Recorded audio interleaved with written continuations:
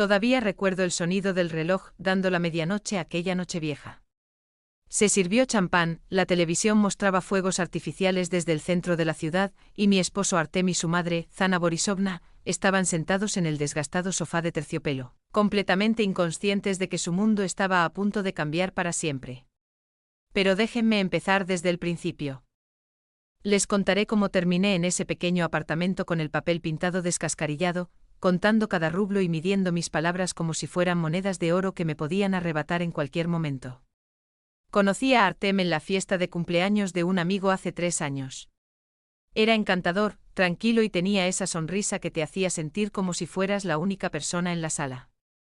Trabajaba como contable en una pequeña empresa, sin glamour, pero con una buena estabilidad. Yo era especialista junior de marketing en una empresa de cosméticos y soñaba con ascender en la empresa. Salimos durante un año antes de que me propusiera matrimonio, y dije que sí sin dudarlo. Los primeros 6 meses de nuestro matrimonio fueron maravillosos. Alquilamos un pequeño apartamento de una habitación a las afueras de la ciudad. Era modesto, pero era nuestro. Cocinábamos juntos, veíamos películas en nuestra vieja laptop y soñábamos con el futuro. Me encantaba dormirme con su brazo alrededor de mí, sintiéndome segura y querida. Entonces la economía dio un vuelco. La empresa donde trabajaba redujo su plantilla y de repente me quedé sin trabajo. El sueldo de Artem no alcanzaba para cubrir el alquiler y nuestros gastos. Apenas sobrevivíamos y el casero amenazaba con desalojarnos si no podíamos pagar el alquiler atrasado. Fue Artem quien sugirió que nos mudáramos con su madre.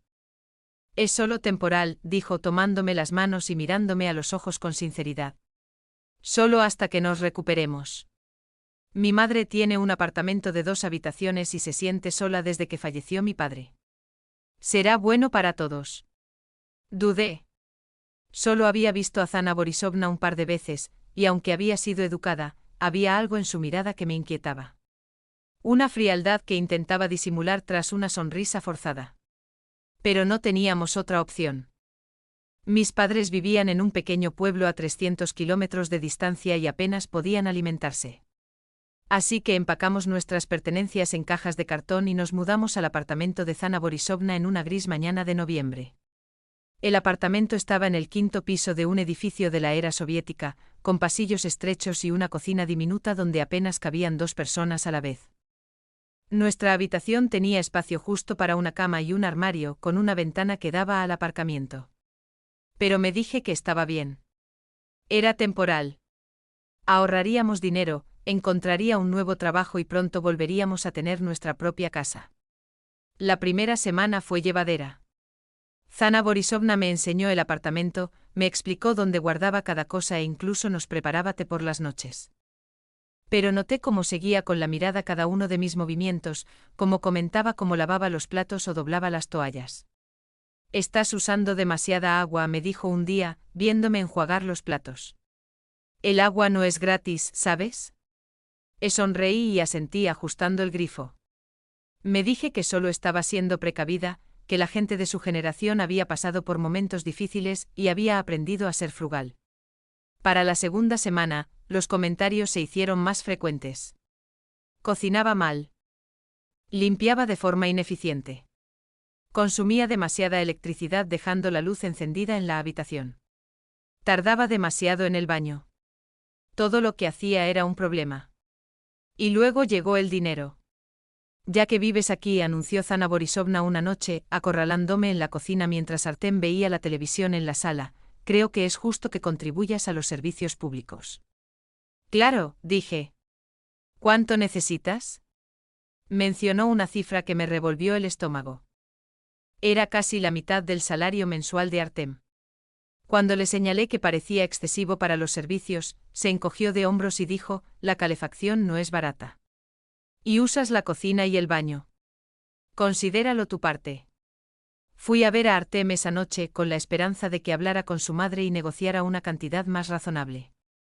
Pero él solo suspiró y evitó mirarme a los ojos. «Está empecinada en sus costumbres», dijo. «Paguémoslo por ahora y no creemos problemas». «Pero Artem, esto es demasiado. No nos quedará nada que salvar».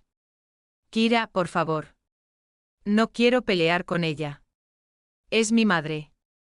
Esa fue la primera vez que me sentí realmente sola en mi matrimonio. Mi esposo, quien se suponía que era mi pareja, optó por evitar el conflicto en lugar de estar a mi lado. Pagué el dinero y me dije a mí misma que aún era temporal. Pronto encontraría trabajo y luego nos iríamos. Pero la búsqueda de empleo fue brutal. La economía no se había recuperado y había docenas de solicitantes para cada puesto. Fui a una entrevista tras otra, solo para ser rechazada en cada ocasión. Mientras tanto, las exigencias de Zana Borisovna aumentaban. Necesito dinero para medicinas, decía, nombrando una suma que parecía demasiado alta para una receta normal. El fontanero viene a arreglar el baño, anunció en otra ocasión. Tu parte es esta cantidad. Mi amiga está enferma y necesito tomar un taxi para visitarla. Deberías contribuir. Cada semana había algo nuevo. Reparaciones que parecían no hacerse. Medicinas que parecía que nunca tomaba. Viajes en taxi a lugares a los que no estaba seguro de que fuera. Y cada vez que recurría a Artem en busca de apoyo, él negaba con la cabeza casi imperceptiblemente y susurraba, solo págalo. Por favor. No puedo lidiar con ella cuando está molesta. Empecé a llevar la cuenta de cada pago en una libretita que escondí debajo del colchón.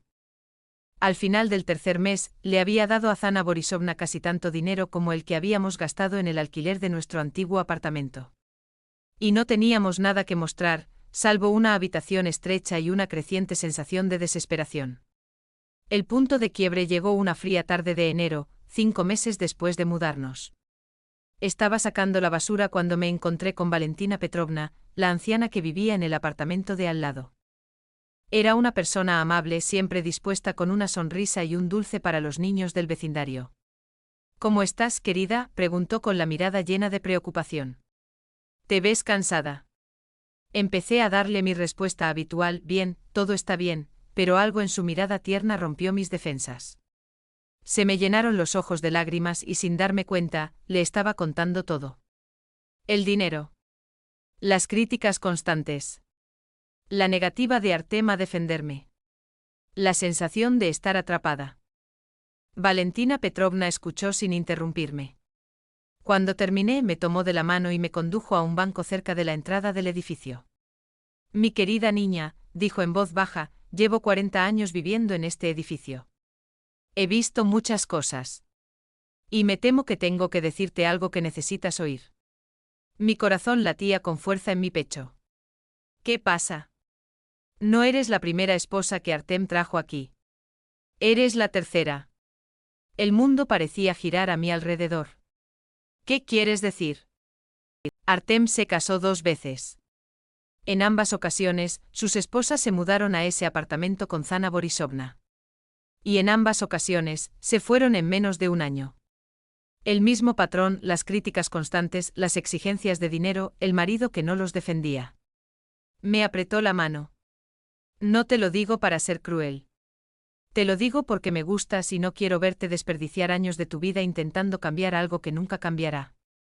Me senté en ese banco mucho después de que Valentina Petrovna entrara.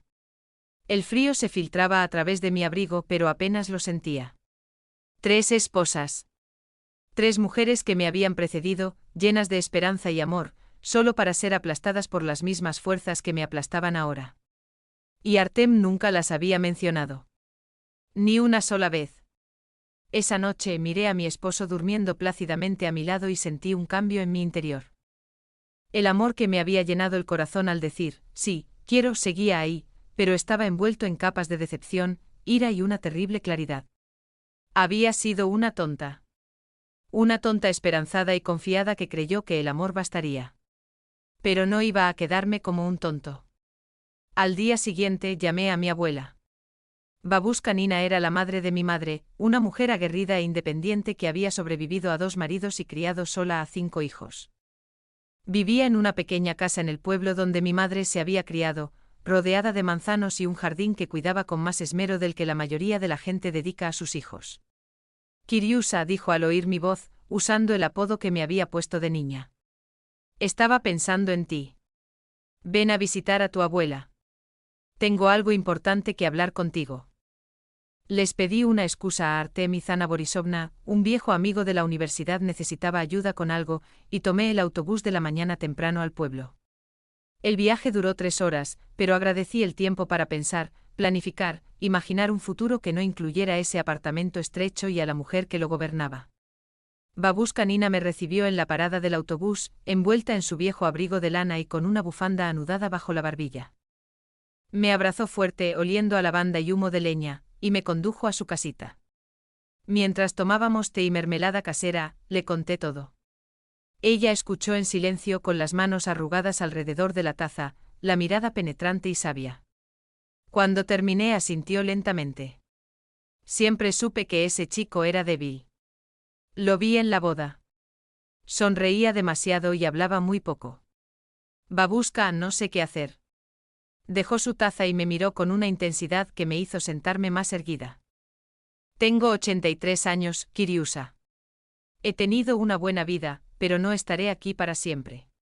Y he estado pensando en qué dejar atrás. Metió la mano en el cajón de su viejo escritorio de madera y sacó un fajo de papeles. Esta casa, dijo colocándome los papeles delante. Te la cedo hoy mismo. Será tuya legalmente completamente y nadie más podrá reclamarla. Me temblaban las manos al recoger los papeles. Babushka, no puedo. Puedes y lo harás, dijo con firmeza. Esta casa me salvó la vida más de una vez. Me dio un lugar donde apoyarme cuando todo se derrumbaba. Ahora te salvará la tuya. Fuimos al notario esa tarde. Al anochecer, la casa ya era legalmente mía. Una casa pequeña y sencilla con 3 habitaciones y jardín, pero era mía. Algo que nadie podría quitarme. En el viaje en autobús de regreso a casa, hice un plan. La semana siguiente contacté con una empresa de administración de propiedades. La casa estaba en buenas condiciones y el pueblo se había vuelto popular entre los habitantes de la ciudad que buscaban escapadas de fin de semana. En un mes encontré un inquilino confiable, dispuesto a pagar una renta modesta pero estable. Abrí una cuenta bancaria nueva solo a mi nombre y deposité allí el alquiler. Por primera vez en meses, tenía dinero que era realmente mío. Cuando Zana Borisovna me exigió sus pagos habituales, comencé a negarme. Lo siento, pero ahora mismo no tenemos dinero extra. Sigo buscando trabajo. Su rostro se retorció de ira. ¿Cómo que no tienes dinero? Artem tiene sueldo. Que apenas cubre nuestras necesidades básicas, dije con calma. Quizás deberías buscar maneras de reducir gastos. Se fue furiosa a quejarse con Artem, pero ya no me importaba lo que dijera. Lo vi retorcerse y evitar el conflicto poniéndonos excusas a ambos, y solo sentí lástima. Era un hombre adulto atrapado en la jaula que su madre le había construido, y ni siquiera se daba cuenta. Durante las semanas siguientes, empecé a buscar apartamentos en alquiler sin hacer mucho ruido. Encontré un pequeño estudio al otro lado de la ciudad, solo una habitación con una pequeña cocina y un baño, pero era asequible con mis ingresos. Firmé el contrato de alquiler en secreto y empecé a trasladar mis cosas poco a poco, escondiéndolas en mi bolso cuando salía a entrevistas de trabajo. También consulté con una abogada, una amable mujer llamada Elena Mikhailovna, especializada en derecho de familia. Revisó mi situación y confirmó lo que ya sospechaba, tenía motivos para divorciarme y, como no teníamos bienes ni hijos en común, el proceso sería sencillo. Pero Elena Mikhailovna también me dijo algo que lo cambió todo. ¿Alguna vez has investigado la propiedad del apartamento en el que vives?, preguntó durante una de nuestras reuniones. Es de mi suegra, dije. Al menos, eso es lo que todos suponen. Elena arqueó una ceja. ¿Quieres que revise los registros públicos? Es una búsqueda sencilla. Una semana después, me llamó con una noticia que me hizo reír a carcajadas por primera vez en meses. El apartamento no pertenecía en absoluto a Zana Borisovna. Estaba registrado a nombre de Artem. Su padre se lo había dejado al fallecer, y Zana Borisovna solo estaba registrada como residente. No tenía ningún derecho de propiedad. Si Artem decidía vender el apartamento o le pedía que se marchara, no tendría ninguna posibilidad legal de hacerlo. Todos esos años de actuar como si fuera la dueña del lugar, de exigir pagos y controlar a todos los que entraban, había estado gobernando un reino que ni siquiera era suyo. Le pedí a Elena que preparara los papeles del divorcio. Y luego empecé a planear mi salida. La Nochevieja parecía el momento perfecto. Había algo poético en salir a medianoche entrando en un nuevo año y una nueva vida al mismo tiempo. Pasé las semanas previas preparándome con esmero, asegurándome de que todo estuviera en orden. La mañana del 31 de diciembre, empaqué mis últimas pertenencias importantes y las trasladé a mi nuevo estudio. Escribí 2 cartas, una para Artem y otra para Zana Borisovna, pero decidí que las palabras escritas no tendrían el mismo impacto que los documentos. Esa noche los 3 nos sentamos a disfrutar de la tradicional cena de Año Nuevo. Zana Borisovna había preparado ensalada Olivier y arenques bajo un abrigo de piel, platos tradicionales que preparaba de la misma manera todos los años. Artem sirvió champán en copas de cristal que habían pertenecido a su padre. La televisión transmitía programas navideños de fondo. A las 23:45, 15 minutos antes de medianoche, me levanté de la mesa. Tengo algo para ambos, dije con voz firme a pesar de mi corazón acelerado. Puse 2 sobres sobre la mesa. El primero estaba dirigido a Artem. El segundo no tenía nombre. Artem parecía confundido. ¿Qué es esto? ¿Un regalo de Año Nuevo? Ábrelos. Él abrió el sobre primero. Observé su rostro mientras leía los papeles del divorcio y vi cómo palidecía. Kira, ¿qué? ¿Qué es esto?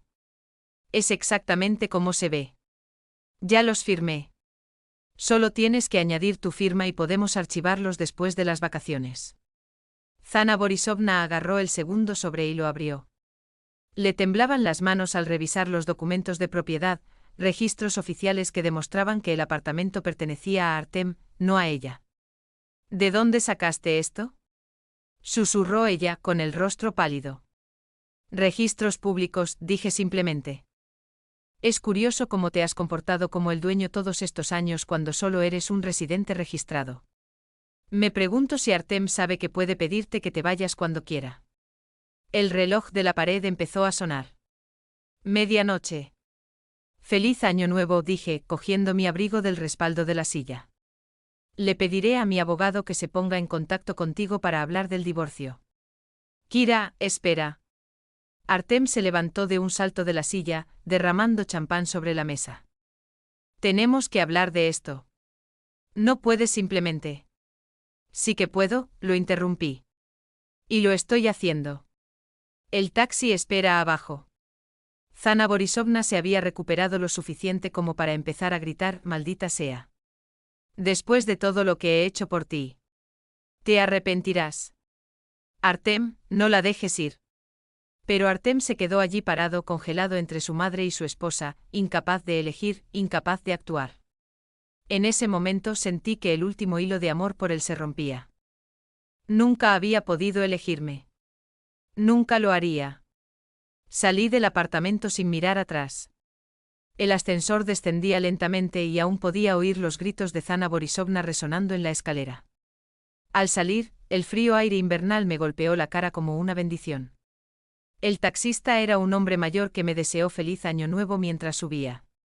Fuegos artificiales estallaron en el cielo, tiñendo la oscuridad de destellos de color. Mi teléfono vibró, Artem llamaba. Bloqueé su número sin contestar. El divorcio se formalizó en 2 meses. Artem no lo impugnó. Según amigos en común que aún mantenían contacto con él, la relación con su madre se había vuelto insoportable. Ella lo culpaba de todo, del divorcio, de la revelación del apartamento, de no poder controlar a su esposa. Él la culpaba de haber echado a perder su tercer matrimonio. Oí que ya casi no hablaban, dando vueltas en el apartamento como 2 animales heridos. Zana Borisovna vivía con el temor constante de que Artem algún día decidiera vender el apartamento o pedirle que se fuera. Artem trabajaba más horas, pasando el menor tiempo posible en casa.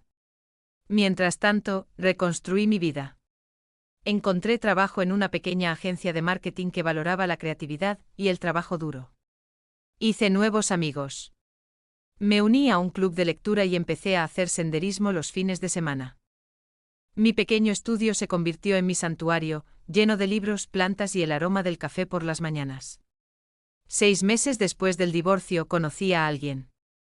Se llamaba Dmitri y trabajaba como diseñador gráfico en una empresa cerca de mi oficina. Nos encontramos en una cafetería y empezamos a hablar, y me sorprendió lo fácil que fue. Sin dramas, sin juegos, sin madres acechando. Nos lo tomamos con calma. Después de mi experiencia con Artem, no estaba lista para apresurarme. Pero Dmitri fue paciente y amable y me escuchó cuando le conté mi pasado sin juzgarme ni incomodarme. Un año después de mi escape a medianoche, mi abuela falleció en paz mientras dormía. Heredé oficialmente su casa y todas sus pertenencias. Me tomé un tiempo libre en el trabajo y pasé una semana en el pueblo, revisando sus cosas, llorando sobre fotos antiguas y despidiéndome. Cuando estuve listo, vendí la casa. El mercado inmobiliario había mejorado y conseguí un buen precio. Junto con mis ahorros me alcanzó para la entrada de un pequeño apartamento propio, un apartamento decente en un buen barrio, con grandes ventanales y un balcón con vistas a un parque. El día que firmé la hipoteca, pensé en aquella Nochevieja de 2 años atrás. Pensé en la mujer que salió de aquel apartamento estrecho con solo su dignidad y una maleta. Había estado asustada e insegura, pero había tenido la valentía de elegir. Sigo siendo esa mujer. Y cada mañana al despertar en mi propio apartamento, en mi propia cama, con mi propia vida extendiéndose ante mí, recuerdo lo que me dijo mi abuela el día que me dio su casa. Una mujer necesita un lugar donde apoyarse, dijo. Un lugar que sea suyo y solo suyo. Desde allí, podrá capear cualquier tormenta. Ahora tengo mi lugar. Tengo mi vida. Y nadie me la volverá a arrebatar.